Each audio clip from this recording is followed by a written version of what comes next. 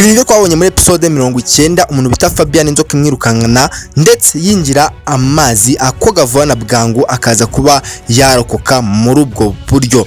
Nagutinda akimara kuba yava mu mazi yahiserekeza mu rugo kwa Kevin. Mwibuke neza umuntu bita Kevin amaze kuba baba inshuti yamubeshe yuko ari sogokuru wiwe, akomeza kugenda amwoshesha amafaranga n'umuntu bita Kevin akomeje kugenda akunda uyu musaza bita Fabian, ndetse Kevin urukundo rwinshi n'urugwiro azi neza yuko uyu nguyu ari sogokuru. Mwibuke neza ko iyi ni imipango y'umuntu bita Fabian, hari ibintu bibi agamije ku muryango w'uyu mwana.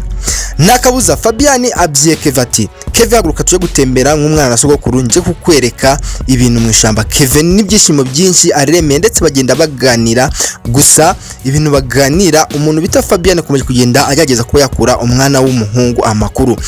Akomeje kugenda amubaza ati ese mama wawe ari koroherwa, ese mama wawe hari ibipapuro by'ubutaka ujya ubona mu rugo. Umuntu bita Kevin atangiye kuba yakemanga uyu musaza ukomeje kugenda amubaza ibipapuro by'ubutaka, gusa umusaza akomeje kugenda amubwira yuko ari ibintu bisanzwe kuba yakubaza. Situation itari nziza, habaye ikintu kidasanzwe, kumvikana biranze, amahane aravutse. Umuntu bita Kevin ntago akeneye kuba yakumva ibintu byitwa ibipapuro by'ubutaka. Atangiye kuvuga ati niba waramgiye kuri sogokuru ugomba unyiteho nk'umwuzukuru wawe ariko ureke kuguma kugenda uncokoza. Ubwumvikane buranze. Umuntu bita Fabian ahisemo kuba yatangira kuba yakubita umwana w'umuhungu Kevin. Kevin nawe ubwo buramutashe ndetse atangiye kuba yakwirwanaho arebe niba hari ukuntu yacika uyu musaza, gusa umusaza arimo aramurusha imbaraga ndetse umuntu bita Kevin arimo aravuga ati mbabarira, gusa n'umusaza nawe arimo agenda anyuzwamo utwakibyeye agakubitwa mu matama. Kevin abonye atabishobora ndetse abona ko umuntu bita Fabian ashobora kuba yamunesha cyangwa se akamutsinda muri no shamba. Kevin ahisemo kwiruka cyane ndetse umuntu bita Fabian biramubabaje nawe agerageza kuba yamwirukaho.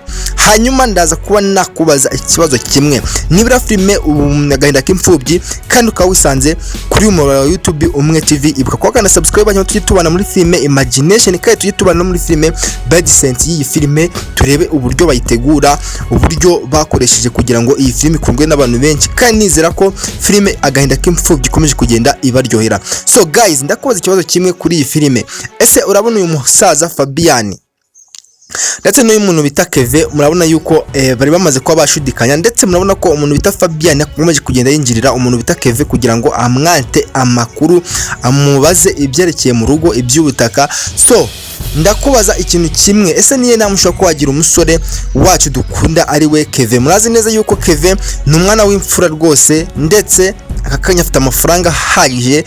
Byaba byiza ku gitekerezo cyanjye yigumiye kuri uyu musaza kuko uyu musaza turazi neza yuko ntakiza amwifuriza. So hanyuma umuntu bita Fabian we niye nama dushobora kuba twamugira. Fabian nawe nakomeza ibingibi ashobora kuzahura nakanga, kandi ikindi gitekerezo kizima abantu benshi twabonye bagenda bagarukaho, twabonye ko abantu bakunda kuvuga ati iyi filime igombe izemo abantu bashinzwe umutekano. Niba nawe icyo gitekerezo gikunze shira emoji y'umutima muri comment kandi uvuga ati dukeneye kuba twabona abashinzwe umutekano ndetse n'abagisha inama kuri iyi filime. So guys, ndabakunda ibihe byiza nk'uko mwakanda subscribe kuri channel Umwe TV hanyuma tubana muri filime Imagination ndetse na Bad Sense. Iyi filime kinizera ko agahinda k'imfubyi ari filime nziza ibakora ku mutima.